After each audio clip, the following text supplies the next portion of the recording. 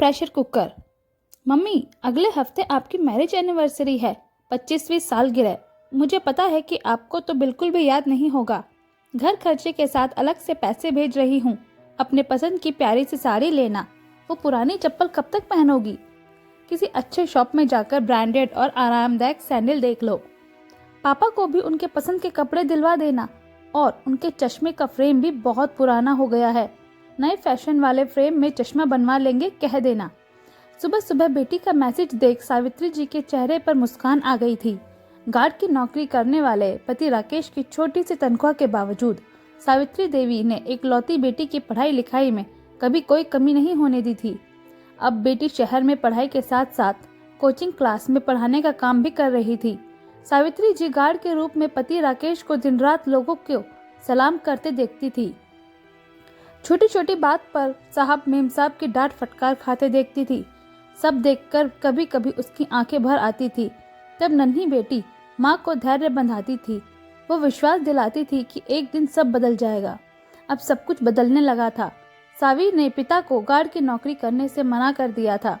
सावी की मेहनत और पढ़ाने के उसके अंदाज की वजह से उसे कोचिंग सेंटर वाले अच्छे पैसे देने लगे थे।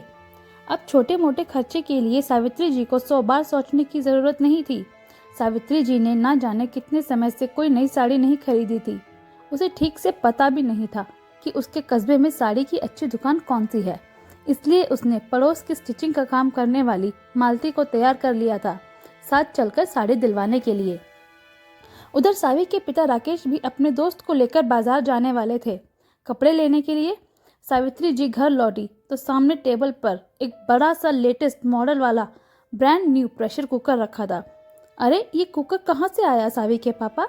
सावित्री आश्चर्य भरी निगाहों से प्यारे से कलरफुल कुकर को देख रही थी। सावित्री, तुम दिन भर पुराने खटारा कुकर के साथ कुश्ती लड़ती रहती हो।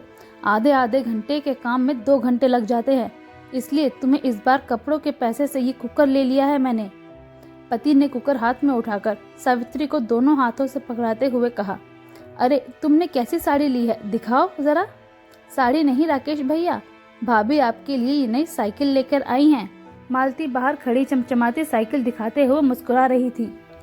रोज आपको कभी साइकिल की चैन ठीक करते हुए देखती थी तो कभी मडगार्ड ठीक करते हुए। अब आप इस नई साइकिल से चला करेंगे। मतलब तुमने साड़ी और चप्पल के पैसे से मेरे लिए साइकिल खरीद ली? बिल्कुल, जैसे आपने कपड़े और चश्मे के बदले ये चमचमाता कुकर ले लिया मेरे लिए। दोनों खिलखिलाकर हंस पड़े थे कि तभी सावी का व्हाट्सएप पर वीडियो कॉल देख दोनों सहम गए थे। सावी साड़ी और कपड़ों का पूछेगी तो क्या जवाब देंगे उसे? आखिरकार सावित्री ने कॉल रिसीव किया तो सामने चंचल मुस्कान के साथ सावी दिख रही थी। पापा मम्मी, आप दोनों ने अपने अपने सामान ले लिए ना? पर दोनों चुपचाप थे। पापा के बगल में नया कुकर और मम्मी के बाजू में नई साइकिल सावी को अपने फोन की स्क्रीन में दिख रही थी।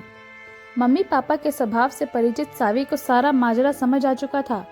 आप दोनों के प्रेम में कितना त्याग और स्नेह है मम्मी पापा।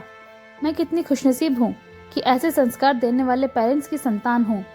इसी परवरिश और परिवेश ने मुझे दुनिया में मजबूती और निर्भयता के साथ खड़ा होना सिखाया है। Love you mamma, love you papa. जिस तरह से आप दोनों ने सालगिरह को सेलिब्रेट किया है वो अपने आप में कितना अनूठा है। भीगी पलकों से सावी अपने माता पिता को देख मुस्कुराई जा रही थी। तभी राकेश ने थैले से ताज़े रजनीगंधा से बना गजरा निकालकर सावित्री के बालों में लगा दिया तो सावित्री भी शर्माते हुए आहिस्ता से हैप्पी एनिवर्सरी बोलकर पति के सीने से लग गई थी। आशा करती हूँ दोस्तों मेरी ये छोटी सी कहानी आपको ज़रूर पसंद आई होगी। कहानी अच्छी लगी हो तो इसे लाइक कीजिएगा, शेयर कीजिएगा और चैनल को सब्सक्राइब ज़रूर कीजिएगा। धन्यवाद।